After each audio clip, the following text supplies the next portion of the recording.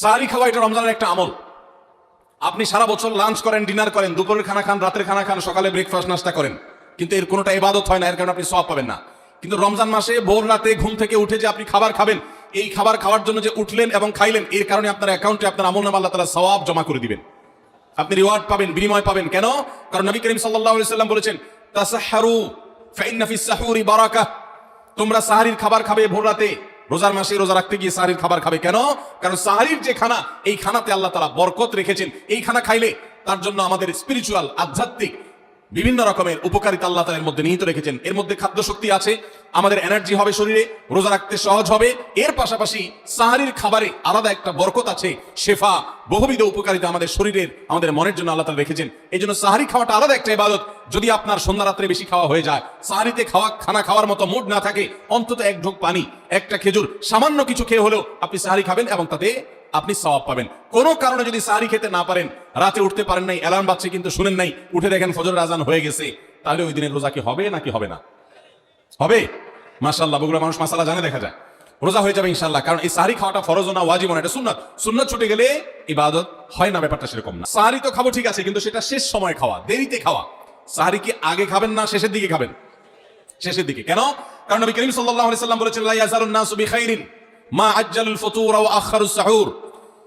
এই উম্মত, মুসলিম জাতি ততদিন পর্যন্ত কল্যাণের উপর প্রতিষ্ঠিত থাকবে, তারা কল্যাণকে স্পর্শ করতে পারবে যতদিন পর্যন্ত তারা সাহারি তাড়াতাড়ি খাবে না দেরিতে খাবে? দেরিতে খাবে। আর ইফতার তাড়াতাড়ি করবে। তাহলে সাহারি দেরিতে খাওয়া হলো সুন্নাত।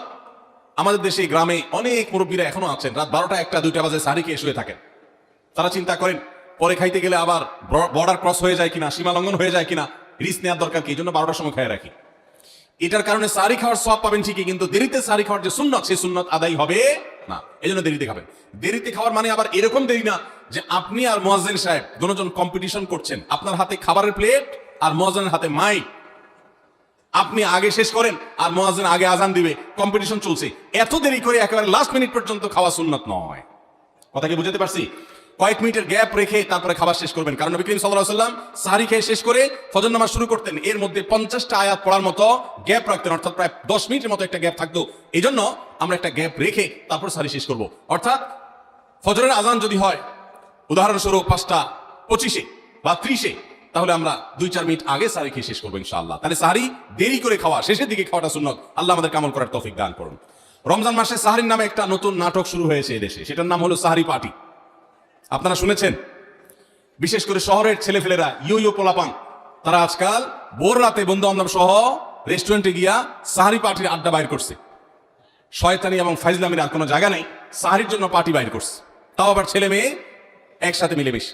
ভাইরা আমার, সাহারি খাওয়া ইবাদত, এবং সাহারির এই সময়টা দোয়া কবুলের সময়, তাহাজ্জুদের সময়। আল্লাহ তাআলা দুনিয়ার আকাশ থেকে ডেকে ডেকে বান্দাকে ক্ষমা করেন। এই সময়টাতে আড্ডাবাজি করা, এটা হতভাগা ছাড়া আর কারোর কোনো কাজ হতে পারে না। তাহলে রমজান মাসের রোজা রাখা এটা শুধু ফরজ না, মৌলিক ফরজ। নবী করিম সাল্লাল্লাহু আলাইহি সাল্লাম বলেছেন, যদি কেউ জীবনে একটি রোজাও শরিয়া গ্রাহ্য ওযর ছাড়া কেউ যদি ভঙ্গ করে, রোজা না রাখে, রমজানের পরে যদি সে সারা জীবনও রোজা রাখে, দায়মুক্ত হয়তো হয়ে যাবে, সে কাজা আদায় করেছে, কাফারা আদায় করেছে, দায়মুক্ত হয়তো হয়ে যাবে। কিন্তু রমজানের একটা রোজা রেখে আল্লাহর কাছে যে পরিমাণ মর্যাদার অধিকারী হওয়ার কথা, সারা জীবন রোজা রেখেও রমজানের ওই একটা রোজার ক্ষতিপূরণ করা সম্ভব নয়। এই জন্য সবাই রমজান মাসে ফরজ রোজা রাখবো তো ইনশাআল্লাহ। সকল প্রাপ্তবয়স্ক সুস্থ ইমানদারের জন্য রমজানের রোজা রাখা ফরজ। ভাইরা আমার, পৃথিবীতে আজ অনেক বিজ্ঞানী রোজা বা ফাস্ট